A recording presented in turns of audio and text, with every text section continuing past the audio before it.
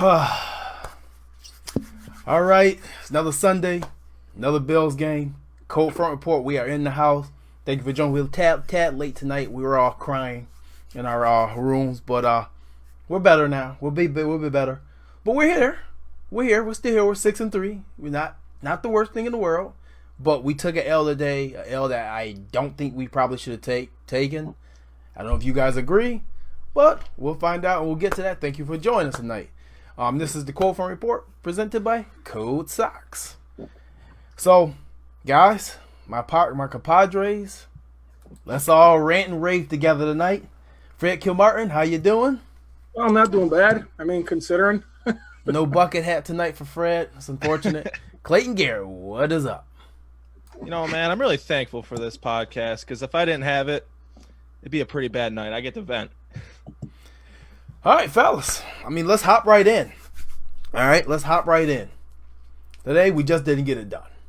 I thought the defense played well. I thought that they showed back up, sort of like they were the first couple weeks.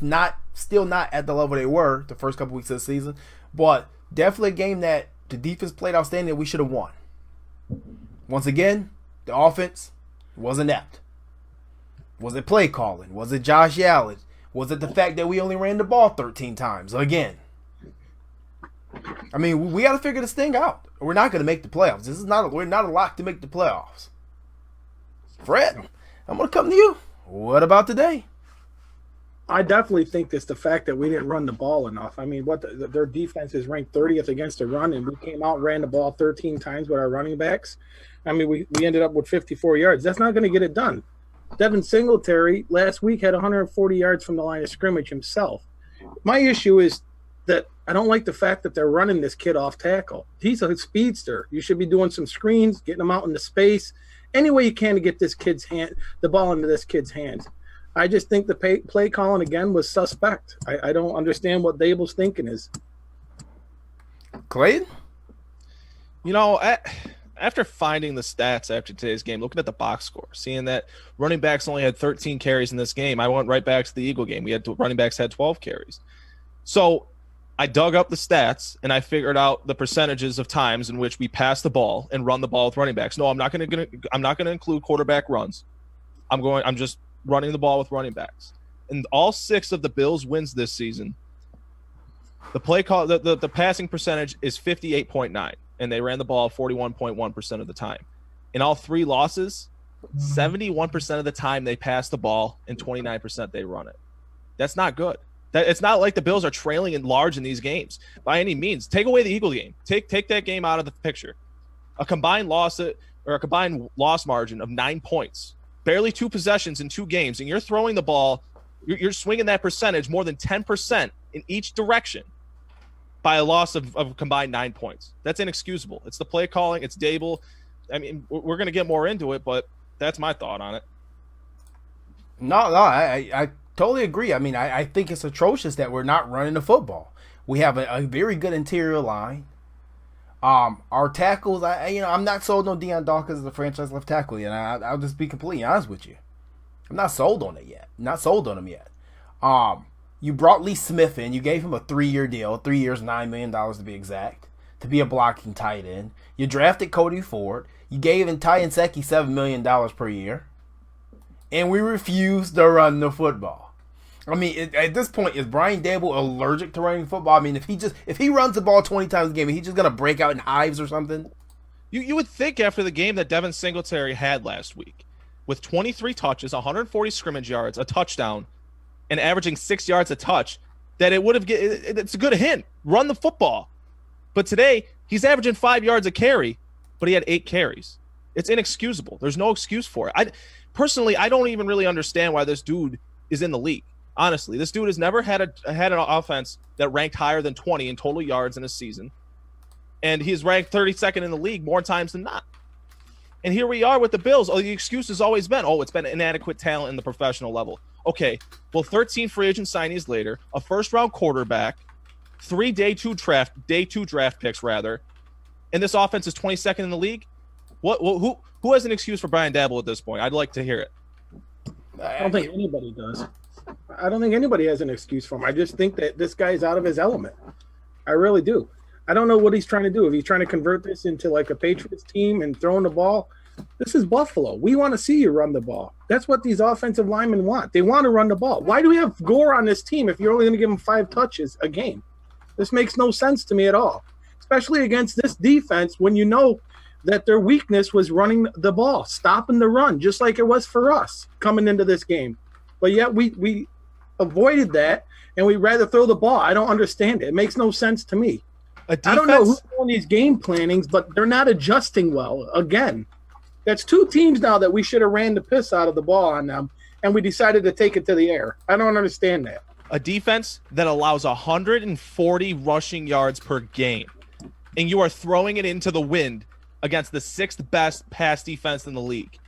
Are you joking? Is this a joke? The 6th best pass defense in the league, and you throw it into the wind 41 times today. Come on. It's got to be better than that. I don't know. I mean, at this point, I've lost all hope about Brian Daboll, and if people have followed me, for the last couple of years with the last faction I was with, you know, back then when we hired Brian Daboll, all these numbers Clayton just gave, I gave all these numbers from the Chiefs to the Browns, and to the main fact that he has never kept an offensive coordinator job past 1 season. This is the first time that he's been an offensive coordinator in NFL where he retained his job after 1 season. And some people say, oh, he never had a quarterback like Josh, he never had offense. Well, what's the excuse now?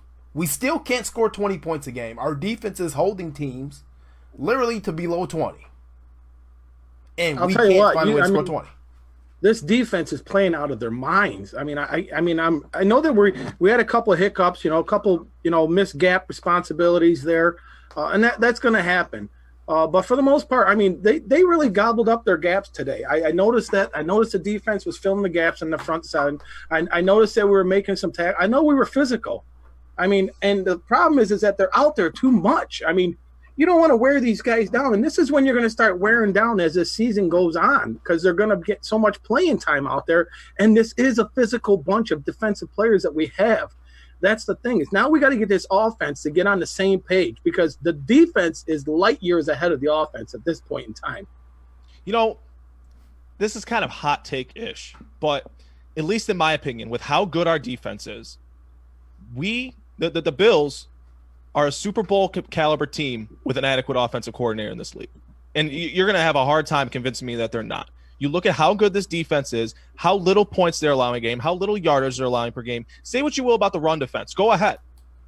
But this defense is keeping teams under 20 points with consistency. And I don't think it's absolutely correlative that in every loss we've had this season, the Bills have scored less than 17 points. That's putrid.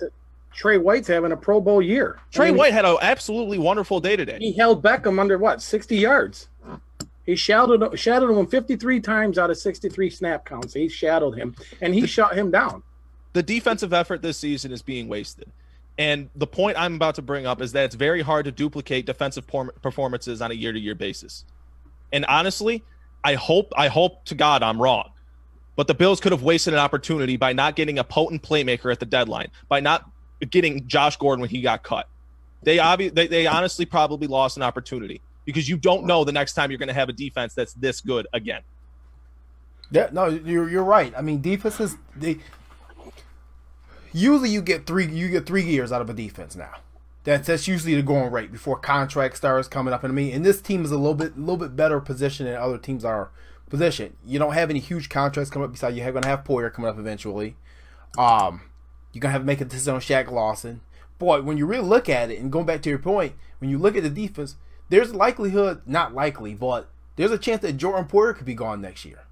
There's a chance that Shaq Lawson could be gone next year. Jordan Phillips might get paid somewhere There's a chance that Matt Milano could be gone next year. Not saying that they don't want to be here, not saying that Brandon Beane, I think Brandon Beane is going to take care of these guys. Mm-hmm. But at the end of the day, there's that chance that you may not be able to keep this unit. You get 3 years out of a defense. Don't forget Trey White. Trey White as well.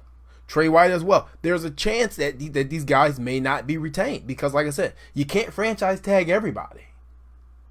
It's only one tag. So, end of the day, like I said, I think that the offense, I think going into season, we knew that the offense wasn't fully there yet. Right. But at this point, I think we're losing games, and we're not capitalizing because of the schemes that we're going into these games with. You got to ground and pound the football. We're averaging over 4 yards a carry, and yet this is the second game out of 3 games, out of the last 3 that we ran it less than 16 times in a game. Yeah, we helped out their defense. I mean, we kept getting off the field on offense. Again, third down efficiency. My biggest issue was so take yourselves back. The Bills get a false start penalty. Then they get a holding penalty. You're set at 1st and 25. Singletary gets a 6-yard gain, and Josh Allen and Dawson Knox hook up on a 16-yard gain. You're now at 3rd and 3. And your play call is a deep shot to your slot receiver in triple coverage. Yeah, I don't know. What kind of joke is that? No, let's be serious here for a second. What kind of piss poor decision making is that? Whether it's Josh Allen or Daboll. A 3rd and 3. Who takes a shot like that? What is that? We had a similar conversation about this a few weeks ago with Andre Roberts. Okay, but Andre Roberts was 7 yards open. Cole Beasley was draped by 2 defenders, by the single high safety and Denzel Ward. What the hell is that? No idea. But I'm saying, you take that shot. I want to see you take a shot too. But you take that shot on 1st down, so you can get some of that yardage back on 2nd down. You take it on 3rd and 3, and now you're putting your defense right back out on the field again. And not only that, but you're resting their defense. So we're playing into their hand. They're loving it. Yeah, take them long shots on 3rd and 3 when you got a guy wide open 5 yards down the field. What's the bark off? Why don't we bark them off? We can't even do that. A lot of people want to bring up how the Bills are the quote-unquote best red zone offense in the league. They are. Right? They are. But what good is that when you get there twice a game? What good is that when you get in the red zone twice a game and you can barely muster 20 points in a game? It's pitiful and it's embarrassing. The offense has 10 points in the 3rd quarter all season. 9 games of the year and you have 10 points? Yep. What is that? Points today in the 3rd. Again, 3rd down efficiencies. We were 5 of 13 again. That's another thing that's hurting this offense. They're getting off the field way too quick. You know what I mean? 5 of 13 on 3rd downs conversions today. I mean, we got to start converting these 3rd downs. We got to get more creative on 3rd down, especially when it's 3rd and 3. Okay, 3rd and 3, we should be picking these up. I don't understand why we're taking deep shots down the field, especially when you know that. You know what? I defended the one a couple weeks ago, and I thought that was a good shot. I think it was a good point in time. That I was didn't think today's shot was a good shot. No. I didn't think that one was a good one. But, not even a play action. You know, and Josh Allen is completing like 69% on play actions this year, just about? Yeah. Nobody wants to. No one's going to play it on a play action if you're not running the ball. We bring up the thing is Daboll doing like before you in the NFL, you used to run to open up the pass. Is he trying to pass to open up the run? Who knows? I do. I at this point, I couldn't tell you. But we talk about these 3rd down problems. You can't tell me that's not correlative that TJ Yeldon is inactive on a weekly basis. TJ Yeldon is as much of an asset to this offense as Cole Beasley is. And he's inactive every single week. You want to know why? The defenses send blitz packages at Josh Allen pretty much every single 3rd down. You want to know a good start to solving that issue? Activate TJ Yeldon, give him a check down back that he can find out of the backfield, and quit inactivating him. He hasn't played a game in a month, and there's no reason for that. Now when you're paying the guy $2 million a year to sit on the bench? What, did you get him a 2-year contract so he could have a paid year off? Is that what that was? I just think we should have 3 backs activated on game day. That's you got 3 backs, but people forget that Snorris Perry is a back. I'm not touching the ball. I mean, you got to have another weapon on offense. Dude, I mean, I'm with you. Like I said, we put a post up a couple weeks ago. Think about it. You bring out these 3 running backs. You got a guy that can catch out of the backfield. You got a gadget player who's quick. You bounce him outside, he's gone. And anytime he touches the ball, Singletary's a stud. He can take it to the house. And then you got your beast. You got your workhorse and Frank Gore. He's the guy you're pounding up the gut, not Singletary. The guy's 5'7". I don't get the guy out in space. That's what he's good at. He's quick. He's fast. Get him out in space. We need someone that's going to come in and run this offense that's going to be creative. Right now, we're vanilla. Everybody knows what we're doing on 1st and 2nd down. You can see it. And we give up too fast on the run. And you shouldn't. Not in the NFL. Well, we're not even giving up on it because it's not like it's not working. Giving up to give up on a run, it would have to be that the run is not working and we're just going to stop doing it. We're not even trying it. I got into this conversation on Twitter today. Brian Daboll's definition of not working is a 2-yard gain, because Devin Singletary had a 2-yard gain today. It seems like this offense has an urgency to abandon the running game. It really does. It seems like that the first chance that they see that something is quote unquote not working, they will stop running the football. And I don't know why. And that I think it's absolutely relative that the Bills are throwing 71% of the time in their losses this season. Like I mentioned earlier, you're not losing by blowouts. Other than the Eagle game, you're not losing by blowouts. Why are you passing the ball so much? Why are you getting so unbalanced? Why are you not forcing defenses to play honest? It's confusing the hell out of me. I don't understand what is going on with our play calling. I don't understand what is going on with our decision making. I know. Wouldn't you like to have some sustained drives? Jesus, can't even talk. Some drives that last longer than 4 minutes. You know what I mean? Take some of the clock. Give your defense a rest. Be creative. I don't understand why it's 1, 2, 3, boom, we're off the field. Third quarter, I think we only had possessions 5 times in the second half for a total of 97 yards, and we didn't score at all in the third quarter. And that's our worst quarter this year. Right. We got a poll up. Our normal weekly Brian Daboll approval poll, and the results are in. 2% said they're 75 to 100% happy with him. I don't know if they misclicked that or not. 50 to 70%. 14% said they're cool with 50 to 70% approval rate, so that's all right. 35% they're below 50%, and 49% people said fire immediately. Fire immediately. I mean, we have Ken Dorsey there. You know what? I'm never an advocate for switching coaches, and I know you, Fred, you're not an advocate for switching coach. I know Clay not either. No one wants the revolving door of coaches. I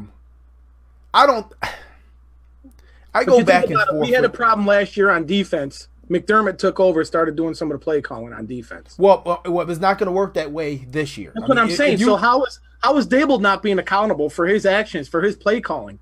Well, they said that they talked after the Eagle game and they tweaked some things. And we went out against Washington. We ran the football. And we pretty much dominated the game. Time of possession. And we could tell you warmed down towards the end. We're not wearing anybody down.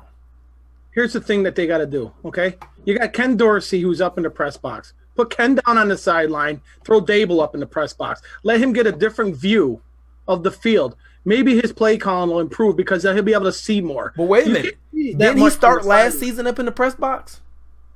What's that? Yeah, he did. Last season. He started last season up in the press box. And then he came down on the sideline because we didn't have anybody really to tutor Josh Allen at the time. Yeah, David Culley. Yeah, but I like David Culley, so I'm not going to talk bad about David Culley. I'm just saying this is what you need to do to mix it up. Put him up in the press box. Get a different view. I'm just saying, keep everything in perspective with this coaching staff. If Rico Dennison made it a whole season under Sean McDermott, then I can guarantee you he's more than happy with the offensive production with Brian Daboll. 110%. And honestly, that reminds me of a point that I made earlier, that if this regime were ever to go out the door, if this regime were to leave eventually, I'm not talking this year, I'm talking down the road, their downfall would be their complacency with decisions in the front office and decisions with the roster.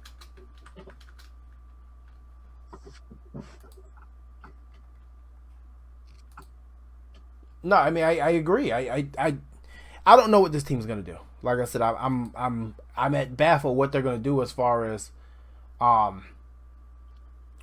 Brian Daboll, the offense. I don't know what you're gonna do to get this going, because we talk about Josh Allen, and I know we talk about his development, but I'm seeing a quarterback each week that's developing more and more each week. I don't know what other people are saying. I see somebody that's come a long way. It's not Josh Allen, and he was 22 of 41 today for 266 yards, 2 touchdowns on the ground. I mean, any quarterback will take those numbers. The fact is, he's only going by what they're calling. He can't change what they're calling. The only thing that he can do is get his reads. Be able to survey the field, find his open reads. You know what it seems like to me? It seems like they put the reins on him a little bit. I said the same thing. Right. Go back to that 3rd and 3 that they took that long shot. Josh Allen standing in a crowded pocket with a lane wide open to his left. Nothing but green in front of him. No jerseys, just green. And he takes a long shot that falls to the ground. I think there's something going on inside the Bills locker room that they have the reins on Josh Allen. I think they're trying to get him to run a little less. While I understand because of what happened in prior weeks, I understand it, but at the same time, you're trying to win football games. And taking a shot like that on 3rd and 3, you're not winning football games. Honestly, who knows what happens at that point if they convert that 3rd down? Who knows? I said that. He looks like he's conservative inside the pocket. He's not playing his game. He's playing their game. You got to just let this kid go. He's already been working on sliding. He knows when to slide. He knows to take care of himself. He knows it. He just got advice from Brett Favre, and Brett Favre told him the same thing. Well, see, I disagree with letting him go. Because I think at some point, per his development, you do have to ring him in a little bit, and I think they've been doing that. But I also think you have to put him in a position if you're gonna ring him in a little bit. The best way to help him out is running the football. Yeah, but like you said, it was 3rd and 3. He did have a lane. He could have went and picked up that first down. He probably didn't see it. You know what I mean? He didn't see it. That's a fair assumption. It was a couple times in this game that they were in man, and he had an opportunity to go, and he didn't go. Yeah. Well, I mean, at the end of the day, we want him to protect himself. He's what, 17 games in, something like that? I mean, in his career? 18 or 19. 16th game today, right? Yeah. We want him to protect himself. So, I mean, I at this stage of his career and per his development, if he can not take those shots and not take off and try to use his arm, I'd rather him get used to doing it now. Because guess what? 5-6 years down the line, and I still do believe he will be the Bills quarterback 5-6 years down the line. I think he's going to be the quarterback here for a long time because I see a lot of talent in the guy. Well, not only that, but the way the NFL is, he could play another 30 years. Right. But I think that they're trying to force a development with pushing the ball down the field. And I think that as far as his accuracy has improved, his decision-making has improved. The fact that after he got his bell run knocked out against the Patriots, him protecting himself has improved in recent weeks. But he's throwing some good balls. I'm watching these balls that he's throwing. He's throwing some good passes. Exactly. That's what I mean. The accuracy has improved. Yeah, I don't even know what they were talking about. But going forward, you have to help out with the play calling as well. And I think that's the part that we're lacking. Mm-hmm. He needs to improve his ball protection when he's running the football. 11 fumbles so far this year. I mean, we said it in the chat when that happened. John Felicio saved his rear on that. Yeah, but 11 fumbles, how many has he lost, though? That doesn't matter. Don't drop the ball. Do not drop the ball. If you're going to run around with the football and you're going to stand in the pocket with the football every single play, don't drop the ball. And 11 so far this year, that's inexcusable. I don't care how many he's lost. The fact that the ball is not throwing picks, so they're not getting turnovers. Again, this is. But if you fumble the ball and the defense picks it up, that's a turnover, and that's just as good as an interception at that point. But you got to see how many there are, and you got to understand he's still young in his second year. That's going to happen. Yeah, but 11 fumbles. That's inexcusable. He's fumbled 18 out of the last 19 games. 19 out of the last 20 now. 19 out of the last 20. Sorry. Mayfield's got 14 interceptions. No. But it doesn't matter if it's a fumble or interception. A turnover is a turnover. Yeah, I know. I understand that. But, I mean, you got to look at how many is he losing. It doesn't matter how much he's losing. What does it matter? The whole point is you're putting the team in the opportunity to lose them. I mean, would it change your mind if he lost them all? No, it would. Yeah, it would, definitely. Well, I mean, it's the same difference. Something with him. Well, if it were a running back, let's say it's T.J. Yeldon. Let's say T.J. Yeldon has fumbled the ball 11 times this season, but he's only lost 3 of them. Are we going to say that T.J. Yeldon has a fumbling issue, or are we going to say that he's fine? No, we're going to say he has a fumbling issue. The dude needs to stop putting the ball on the ground because you're putting your offense at risk. Well, I mean, that's got to be on coaching, though, too. They got to address that about protecting the football. I mean, this isn't Pop Warner. You're not going to tell the kid, hey, hold your hand over the tip. I mean, you've been playing football for 20 years. Throwing picks is one thing. Reading the defense is another thing. But holding onto the pill is something totally different. You got to remember, he's raw. They're saying he's raw. He's coming in. He's got to be coached up. That's one of the things is protecting the ball. You're putting your team in jeopardy. You're right. John Feliciano did save him today. I can't believe that ball bounced out. That guy must have soft hands.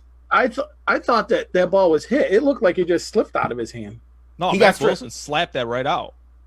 At first, I thought he was throwing it. I was like, "What is he doing?" Oh yeah, it looked like he just. Didn't it look like he was throwing it forward? I was like, "What is he doing?" I didn't realize until after they showed that.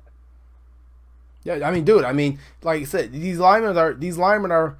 One thing I like about him when he's running, and I think this is probably because he's had problems, people are flowing to the ball his own teammates are flowing to the ball now when he goes. And I think that's part of it because he has had problems holding on to the ball. They're like, listen, let's just get over here just in case. Right. But, at the end of the day, I think that's something that he can work on, that he can fix, hopefully. But he got to do something because out of these 20 fumbles in the last night, or a fumble out of the last 19 games, it's just, that's an astonishing number. It's an astonishing number. But I don't know. The defense played well. Like I said, I'm all for the defense today. I love what Trey White did on Beckham. Levi Wallace had a little bit of a struggle of a day. Yep. At times. Yeah. But I think overall the defense played well. I mean, defensive line, I wish the defensive line would have got a little bit more pressure than what they did. But like I said, we're still missing Harrison Phillips. But the only sacks that we got today were from linebackers. Yeah, the blitzes. Which, I mean, they dialed, Leslie Frazier dialed up some excellent blitzes today. Right. But, I don't know. I just felt like against that Cleveland Browns offensive line, we should have been coming more up the gut, too. I didn't think we should have had to dial up as many as we did. Isn't it a bit concerning for you guys that we can't really get to the quarterback or pressure the quarterback without blitzing our linebackers? Yeah. That is the most concerning point of our defense outside of the run defense for me, honestly. Because you look at what you have on that defensive line. Shaq Lawson has arguably been the best pass rusher on this team, and I would not have expected that coming into this season. But that's McDermott's defense. You got to understand his defense. No, stop. Because you had an opportunity to get – listen, you had an opportunity to absolutely change the dynamic of your defense with a pass rusher like Jadeveon Clowney. I don't want to hear that his defense is predicated on getting four guys to the ball. That's his defense, though. But they don't get to the ball, Fred. They don't get to the ball. They don't. They're 21st in the league in sacks. Everything in front of you and don't give up the big play. That's his defense. Okay, so don't make any big plays in return, right? That's crap because I don't believe that because he came from a Jim Johnson defense and Jim Johnson didn't teach that with Javon Curse or Hugh Douglas or Corey Simon or Broderick Bunkley. They keep everything in front. I would be astonished if you're going to go pay Trent Murphy that type of money, give Jerry Hughes an extension of almost $40 million, and draft Ed Oliver, and your job is to keep everything in front of you. No, Star Latuli's job is to keep everything in front of him. The rest of those guys were not drafted and paid to keep things in front of them. I can't even fathom if that was the case. Let's take a second. Let's look at the investment that this team has made along the defensive line. You got Trent Murphy, who's making $9 million. You got Star Lotulelei, who's making $10 million. You got Jordan Phillips, who's really the only good deal on this defensive line that's not a rookie. And you got Ed Oliver, who's a first-round pick. He's making $9 million. He's making $9 million. And then you got Jerry Hughes, who you just signed to an extension. You look at the amount of assets that they put into this defensive line and the fact that they can't get home with four guys rushing the passer. That's a problem. And it, like I've said, I think it's like 2 or 3 weeks now. You should have traded for Jadeveon Clowney. You should have. And you look at the lack of pass rush that this team has. You can't get to the quarterback unless you have Matt Milano coming. You can't get to the quarterback unless you have Lorenzo Alexander coming. That's a problem. And Frazier's defense in Minnesota, they always had the two big boys in the middle pushing the pile. Okay, well, the two big boys in the middle are getting their asses kicked every single week. Yeah. What's the excuse for that? Okay, well, with two big boys in the middle, you had Ray Edwards getting sacks. Mm-hmm. Ray Edwards got $40 million from Atlanta for getting 10 sacks with two big boys in the middle, and Kevin Williams was getting 7 sacks a season. So, at no point did Leslie Frazier or Sean McDermott coach on any defense where players weren't getting sacks. So, what do you mean about keeping it in front of them? Because I can go back to the history of time with Leslie Frazier, Sean McDermott, even in Carolina, they were getting sacks. They're getting sacks. Their philosophy, though, McDermott. It's the same. What's the philosophy then? That's just his philosophy of his defense: is keep everything in front and don't give up the big play. So then why are we running that platoon then? I don't know why they're not getting sacks. That's not my friend. Why they're not getting? I'm just telling you that's his defense. That's his philosophy on defense. I don't know. I don't know. I know all the faults on this team. You're saying that we need more defensive pressure, and now we need a wide receiver. There's holes on this team. No, there is holes on this team. We know that. We know that this team is a finished product. But what we're saying is they had opportunities to fix at least one of these holes this year. Because obviously, you're not going to fix all the holes in one season. They weren't going to fix the receiving core, offensive line, the defensive line, and everything across the board in one offseason. It's nearly impossible unless you want to do it the way that the Jets tried to do it. And you spent $85 million, now you're sitting at 2-8, and you just won the toilet bowl. Bean also said that they're going to build this team through the draft to not be a one-year wonder, but be a contender every year. And I totally understand that. And the Dallas Cowboys, going back to the early 90s, they built their team through the draft too. And then when they were done drafting, they started getting people in there that could help them, like Charles Haley, like Deion Sanders, like different people. Pittsburgh did the same thing in their years. And I'm talking about not the 70s and 80s. I'm talking about the 90s and 2000s. You have to hit the right moves when they're ready. And I feel that they're scared to make those moves and to bring top talent in. I think they're scared to hit the go button on it. Maybe someone's holding the checkbook and they don't have access to it. No one's holding anything. These two guys have the most power that anybody in the history of the Bills organization have had. They probably have more power than Bill Polian had. And I'm being dead honest. But why aren't they making the moves? There's got to be a reason. Ask them. I don't know why they're not making the moves. They have full control. Well, if we're going to make a move, you know who said they're available this week? Des Bryant. Des Bryant. Why not? Why not? If he's not going to garner crazy money, why not? With this offense, to put it bluntly, this offense sucks. There is no talent on this offense on the boundary. We want to sit around and dance around and sugarcoat it. The Bills receiver room sucks. There is nobody outside of John Brown and Cole Beasley. Who's better than who's better than Des Bryant aside from Cole Beasley and John Brown? Tell me. Enlighten me, please. And Cole Beasley's not necessarily better. He's a different whole type of receiver, right? Yeah, it's a completely different skill set. The Fred?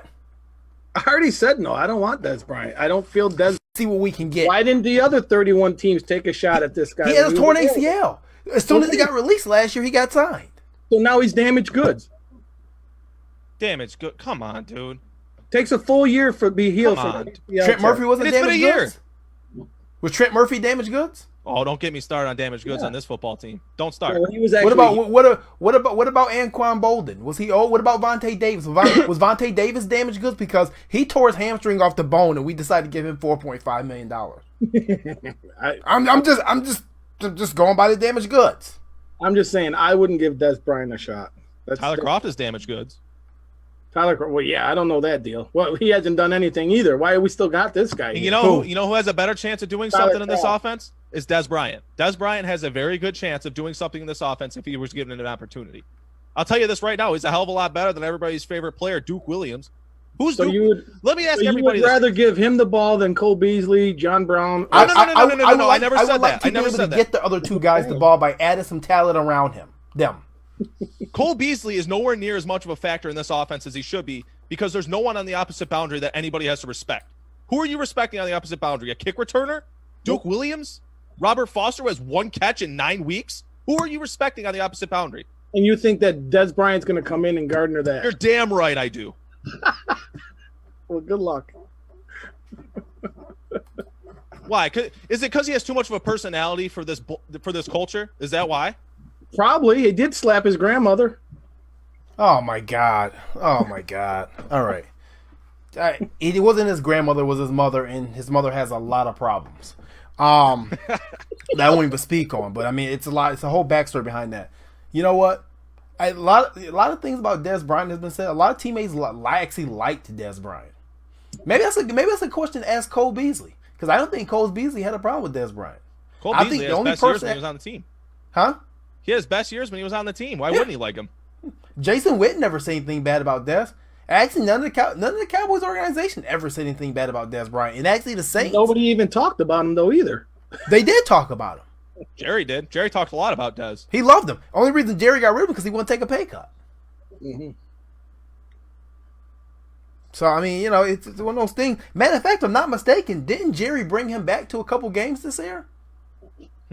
I think Jerry tried to bring him back to sign him cheap, and he said no. No. He not to sign him. He brought him to the stadium, and he sat in the press box with Jerry watching a couple of the games. Yeah, he did. I remember. That doesn't seem like somebody who's made waves where people don't like him to me. Okay, but then why isn't Jerry signing him then? Because he just said he was Jerry available doesn't this need week. to. Jerry has his whole core. He has three. He has Amari Cooper. Yeah, who's He has injured. Jason Witten and a At the young moment, tight end and Blake Jarwin. He has Michael Gallup. Witten came back from retirement. Yep. He has Michael Gallup, and he has the other guy. I forgot the other guy's name, but he has two young receivers. Williams? He can't take reps from those two young guys. Buffalo, we don't have any young receivers that he's going to take reps from. That's going to be our future. He ain't taking reps for anybody. I'm just saying this: if it was a move that was good enough for the Saints to make, who went to the conference title last year, which is more success than the Bills have had in damn near 30 years, then why is it not a good enough move for the Bills? Why? Retread. What do you lose? What do you lose? You may have to pay the guy honestly veteran minimum, but maybe $1 million possibly. You got $27 million in cap. What are you losing? You don't have to sell me that you want to bring him in. I'm just saying, my opinion is I would not bring him in. I mean, and quite honestly, maybe, just maybe a little attitude is what this offense needs. Maybe it's not enough attitude. Maybe we're just too complacent. I think that's the word of the year for the Bills, I think. At least on the offense and in the front office, in my opinion, is complacency. You look at, they don't have an attitude. They don't run the ball. They want to say they have these big nasties up front. Well, then run the ball. Run the ball if you have these big nasties up front. I don't understand that. I don't understand where these people think that this Bills team has any kind of attitude on the offensive side of the ball. I don't understand why we're still rotating our two right guards in. Well, you're not really anymore. They kind of pretty much gotten away from that. And I think if we actually check, and I think we should check Cody Ford's snap count this week. Yeah, I'm pretty sure you're going to see a severe decrease. Right? Didn't he still have an injury? He's still dealing? Not really. I don't think it's an injury he's dealing with. I think now the fact that Ty and Secchi may be a little bit more healthier than what he was. Mm-hmm. And the fact that, they did say they wanted to get Cody Ford in-game experience because it was invaluable. Which I don't disagree with that. I just, Well, either way, you look at what that rotation does to the offense.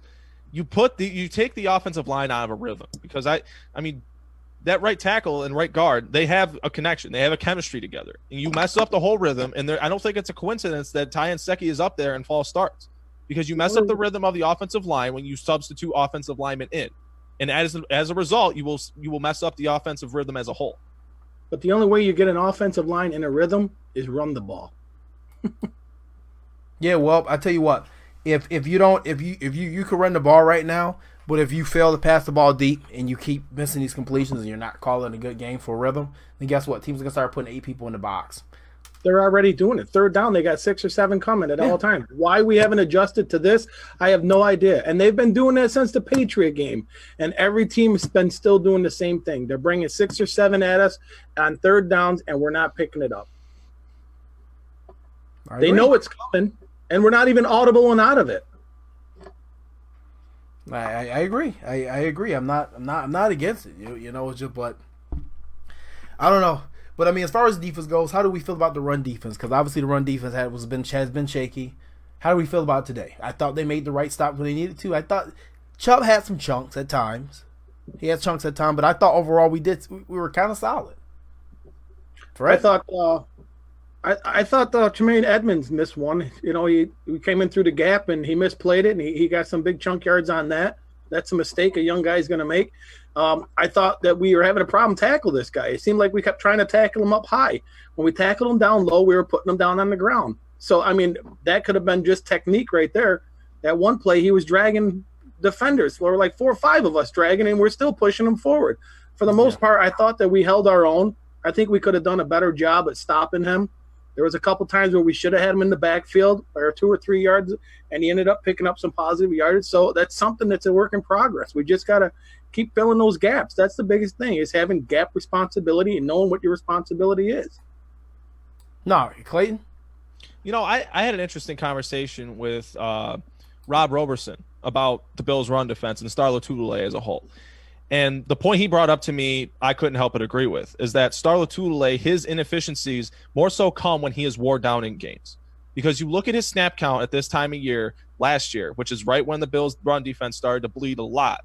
And you look at his snap count right now. Last year, Harrison Phillips was hitting the rookie wall, so he wasn't producing as well. So he was starting to lose his snaps, and Star Lotulelei was in there in place of him. Now, Harrison Phillips is hurt, and and for a time being, you either had Star Lotulelei out there or Kyle Pecco. And Kyle Pecco was not producing nearly as well as he should on a Sunday afternoon. And then you had Vincent Taylor for a game who only had 9 snaps. And really, when you see Star Lotulelei starts getting these high snap totals, that's when you start to see this run defense get gashed. And I think the signing of Corey Liuget is really going to help this run defense going forward. He had good penetration on numerous occasions today, and I think he is a welcome addition to this defensive line. And he's going to help Star Lotulelei and this defensive line rotation as a whole. As far as the run defense today, I mean, you could say it was inconsistent, but you could say that they stopped them when they should, because they really did. Yes, Nick Chubb had his moments, because Nick Chubb is one of the 2 or 3 best backs in the league, in my opinion. But as a whole, when you play a player like Nick Chubb, look at how the Bills, quote-unquote, stopped Saquon Barkley in week 2. If you hold him around 100, 110, somewhere around there, anything under $150, it's a solid day in my opinion. No, I agree. You know, another thing I noticed early on in the first quarter was the missed holding calls that we were getting held. Jordan Phillips was held. Lawson was held. Hughes was held. Several times that they're actually hooked and there was no calls on there. So a lot of that chunk yardage came in the first quarter when those calls weren't being made. So I don't know if you guys noticed that in the game or not. No, I didn't notice it. I mean, I know that there was going to be, calls that they missed, each week. But today, I mean, I think that this team is going to have problems this year with bigger backs. It's not so much the scat backs; it's the backs that can really run between the tackles. And I think part of it is that this defense they are going to get worn down as the season goes. If they're going to keep having to play and stop these teams over and over every quarter, 2 goal line stands we had today and out 3 points essentially before that last drive. If they're going to have to do that, they're not going to hold up. You're going to wear them down. Because it's not like we're rotating a lot of people in and out, especially in the secondary and linebacking core. We may be platooning on the defensive line, but we're not in the linebacking core secondary. And thank God, luckily, we haven't sustained too many injuries yet. But you're wearing down your defense when your offense is going 1, 2, and 3 and out. Well, that's the problem. That's why we're saying, like, you got to bring somebody. You got to do something with this offense. You got to do something different schematically, even if you're not scoring, to sustain drives longer.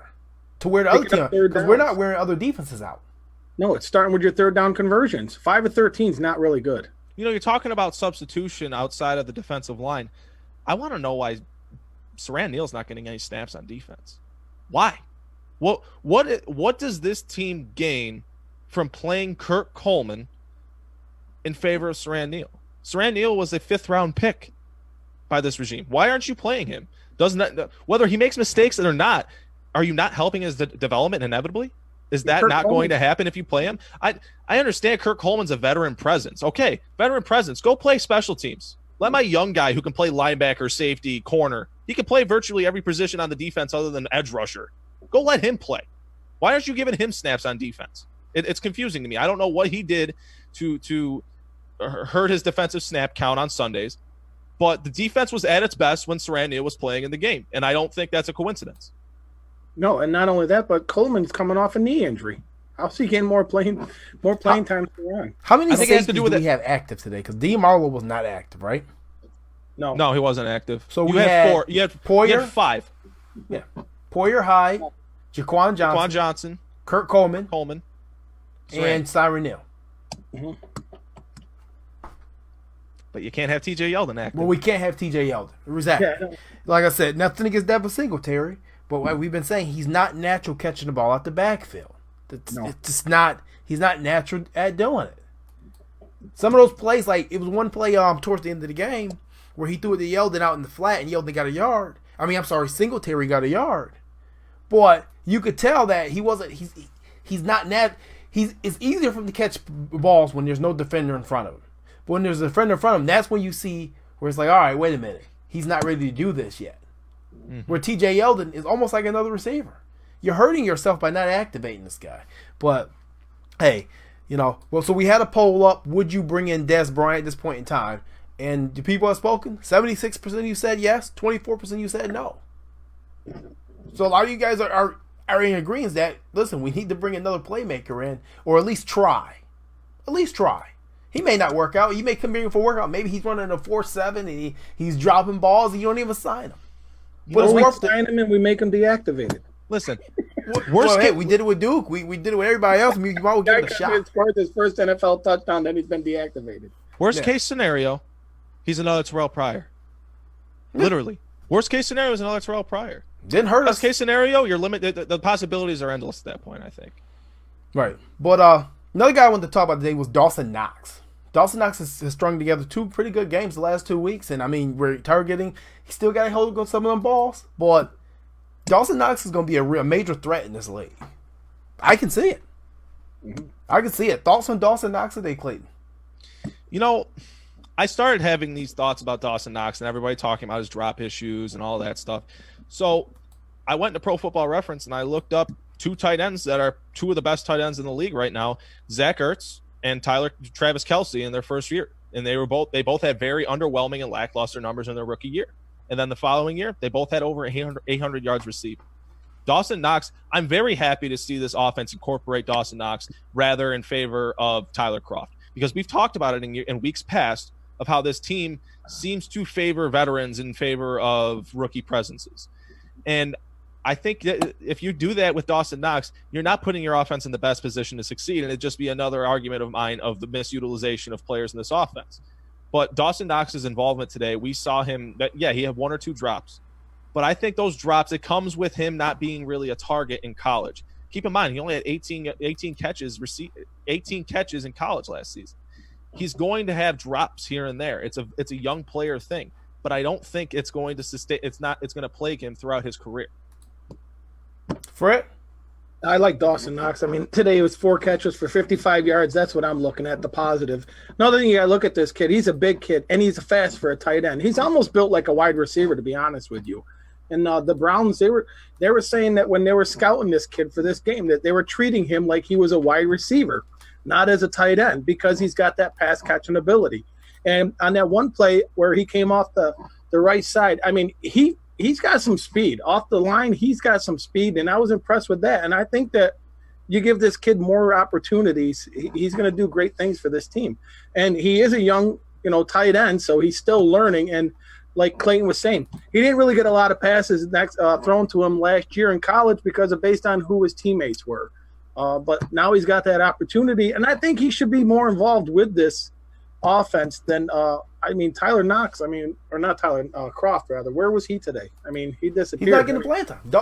You shouldn't have took Dawson Knox off the field in the first place. Listen, nothing against Kroft. I would put Sweeney back out here, but he missed his opportunity. I'm just saying that I think Sweeney should stay on this team. I think he was an asset in the running game.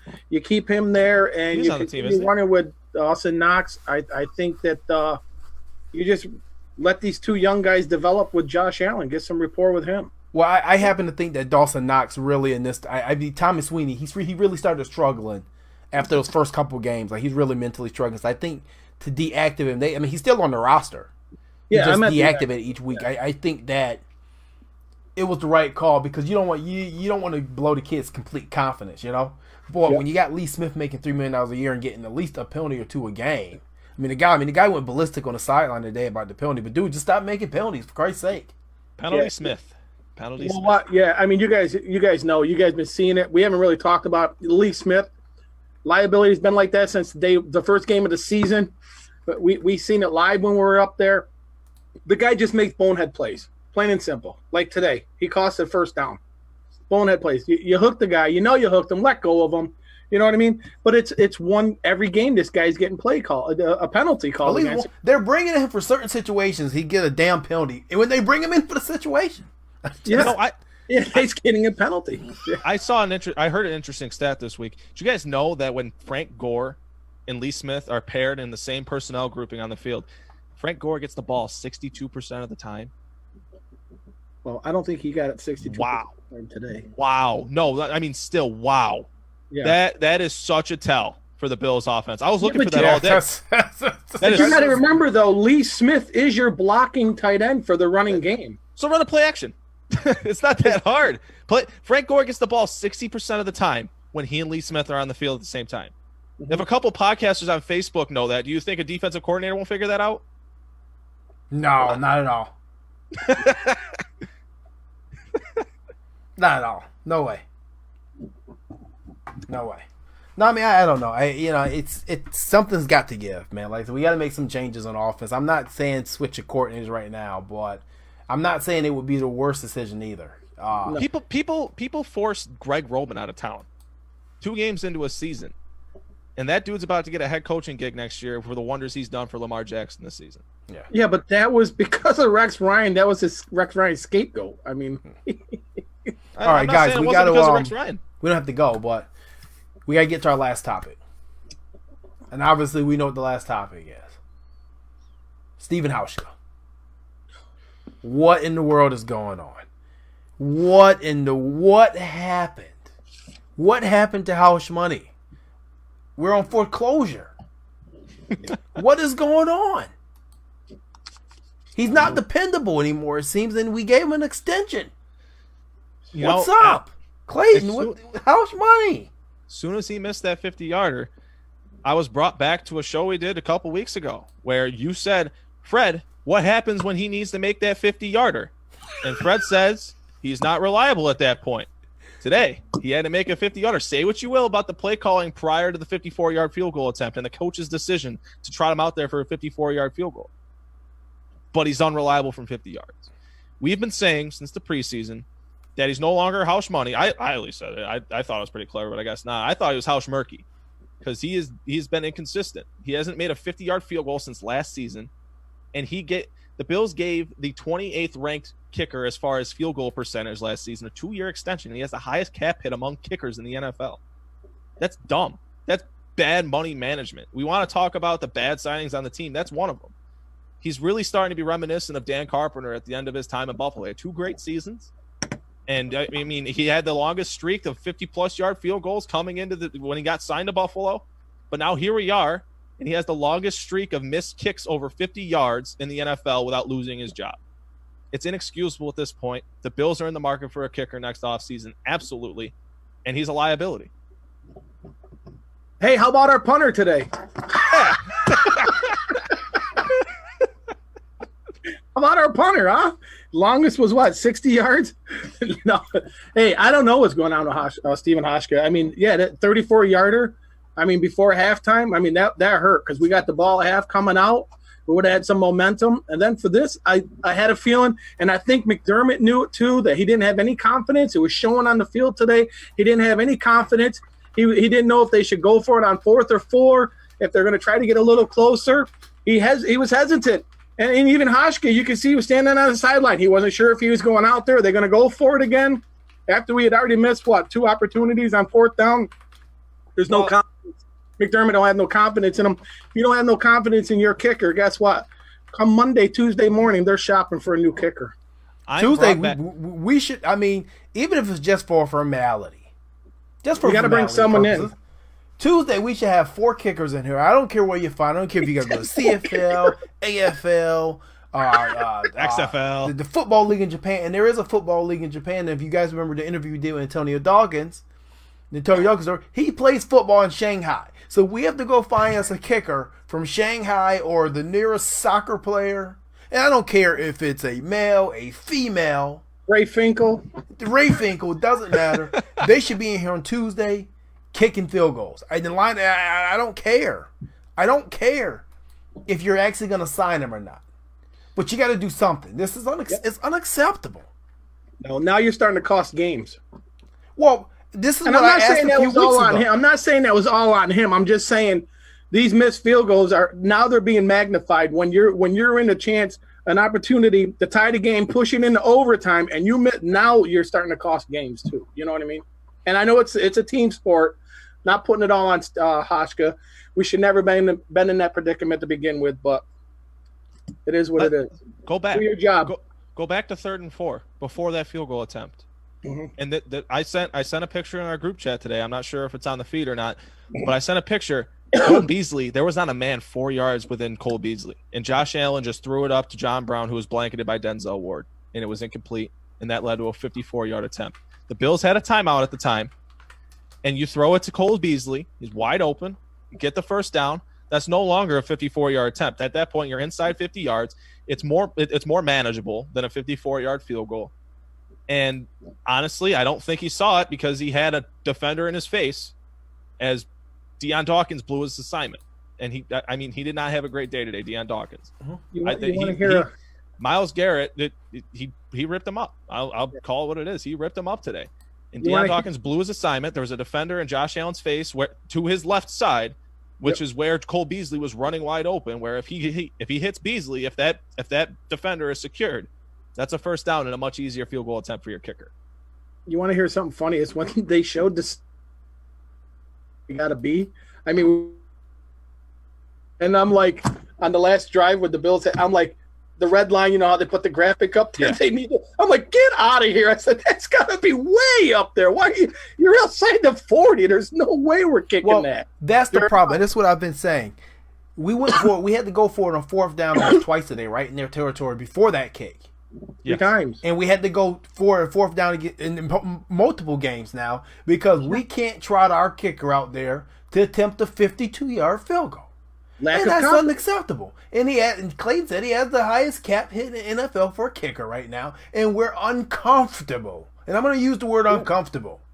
Absolutely. We're uncomfortable to trot him out there to attempt a 52-yard field goal. I'm watching games. I have the Sunday ticket. I watch multiple games every Sunday. People I don't even know, can't even remember their names. They get tried out there to try 55-yard field goals. But we can't go out there and trot our kicker out there for a 52-yard attempt and feel any type of confidence. That's a big problem. And it's an even bigger problem for me because we don't even play in a dome. We play in Buffalo. What happens when the wind's blowing back? We're just not going to kick the ball. We're going to go straight Oregon, Chip Kelly, and just not kick and not punt? What are you going to do? Kick her home. This is insane. You know who I have confidence in making a 50-yard field goal? Chase McLaughlin. Who is now Chase McLaughlin, the kicker they cut. Oh, the one that's making 55-yarders out there for the Vikings. Yeah, in a dome. But we gave this guy an extension right after he missed a kick in the preseason, and everybody made excuses and said, "Oh, well, he's made just about every kick this preseason. It just so happened that the one that he missed was in a game." I don't care. The dude he hurt his back last year. He's 34 years old. He has no business getting an extension in the first place, let alone he's missing kicks. No. Come on. I have a problem with this coaching staff at times. They do things and they say, you know, when people are questioning certain things, I feel like they have this mentality, we're going to show you. Matter of fact, we're going to give this guy some more money. Well, Hausch said it on the post-game interview. He said it, that was right on his limit. Based on the field conditions with the win, he was right on his limit of making that. Okay, so if 52 yards is your limit, then he shouldn't have gotten an extension. I'm sorry. But you know what I'm saying? He said it, and he knew. I've never kicked a field goal in my life. And if I tried, I probably couldn't even hit a 30-yarder. But I tell you what, I'm not getting paid $4 million to do so. There's no excuse for it. You know who should be the highest paid kicker in the league? Justin Tucker. When's the last time that dude missed? How many times has Stephen Hausch missed this season? Extra points, field goals. How many times has he missed? He has no business making the money he does. And I'm gonna reiterate JT's point about how this coaching staff and how this front office likes to provide confidence with dollarly amounts. Okay, go to Trent Murphy for a second. And think about what would have happened if the Bills were to have traded for Jadeveon Clowney. At that point, they're admitting that they made a bad move by signing Trent Murphy to $9 million a season. Go back to how they refused to replace Star Lotulelei. At that point, they're admitting they made a bad move by giving that dude $10 million per season. This front office has far too much pride, I feel. Far too much pride and far too much complacency when it comes to getting playmakers on this football team. Well, it's not that. I mean, you just can't take the money away. I mean, once you give it to it, if it's guaranteed, you're gonna take the cap hit. So take the cap hit and admit that you made a mistake and replace the bum on the field. I don't know if that's easy said and done. Yeah, I agree, man. But I mean, guys, we've been going a little longer to the show tonight because obviously we had a lot to talk about. We got a game coming up in Miami this next week. We need to win this football game. Simple as that. But Miami's tough. They gave us fits last time. Fitz gave us fits, literally. Yep. They're coming off 2 wins. But this is the game we got to win if we want to keep this season going. If not, I mean, that's it. That's it. We're coming to the tough part of our schedule now. And this is where they meet. Pittsburgh just won again today. Baltimore, Lamar Jackson like MVP candidate. Oh, by the way, if you guys didn't know, talk about David Culley. David Culley is actually the coach working with Lamar Jackson this offseason. They brought it to especially work for him. And I said last year on the same show that we had an offensive coordinator in our building that we didn't use, and it was David Culley. But hey, what do I know? But just saying, David Culley, coach in Baltimore. Huh?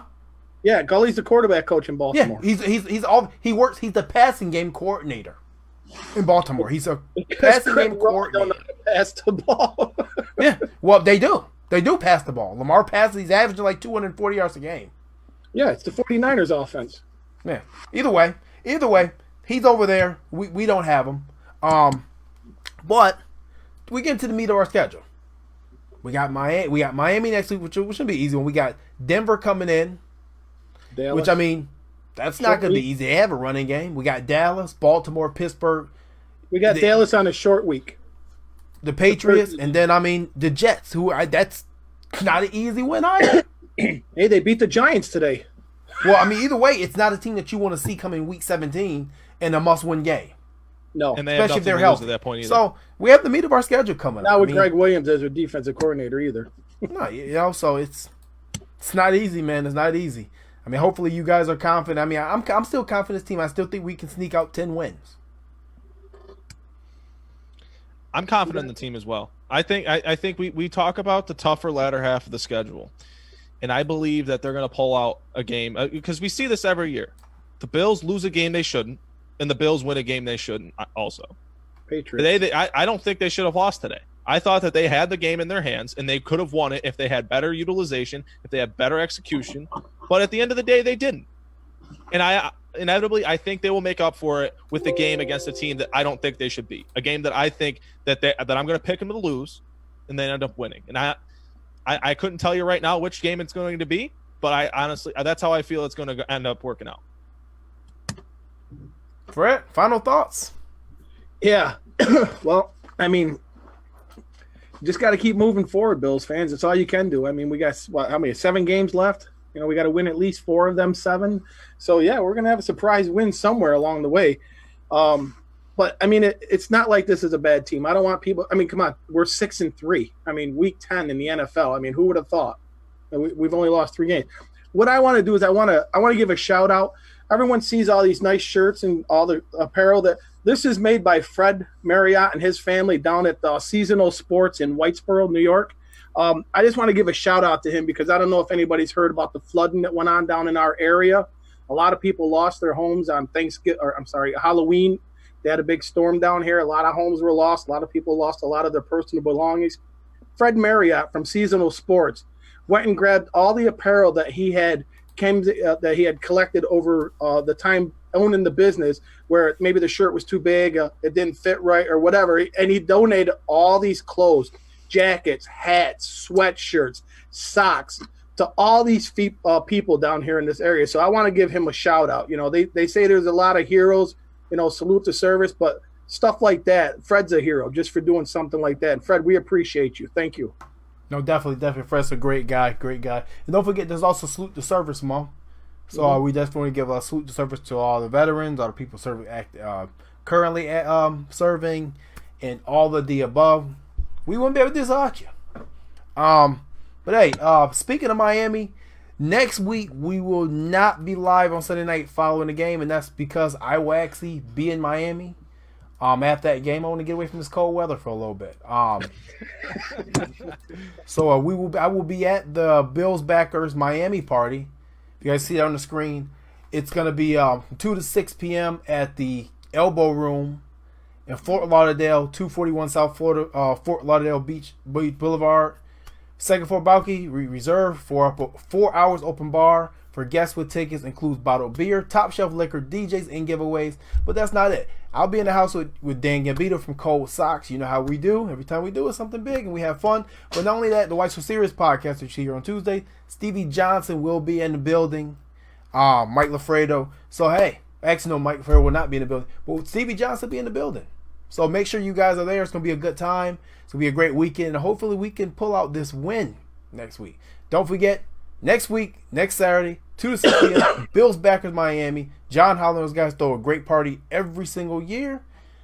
2 to 6 p.m. and then the tailgate that Sunday morning in the bus lot 11 with another DJ and raffles and giveaways. Bring your own beer. Don't jump through any tables.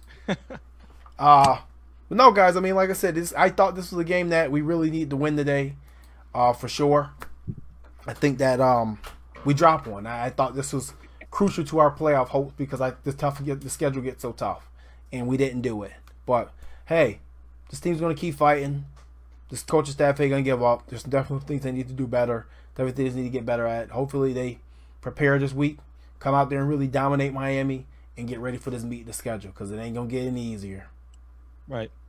Now, other than that, that's our time. We are DONE. We are done. We are out of here, and we will catch you guys probably next Monday night. I'm assuming if my flight doesn't get delayed, because things happen. Maybe I'll get lost in Florida for a couple weeks or something. On that. Thanks for tuning in as always, and we will catch you guys next time.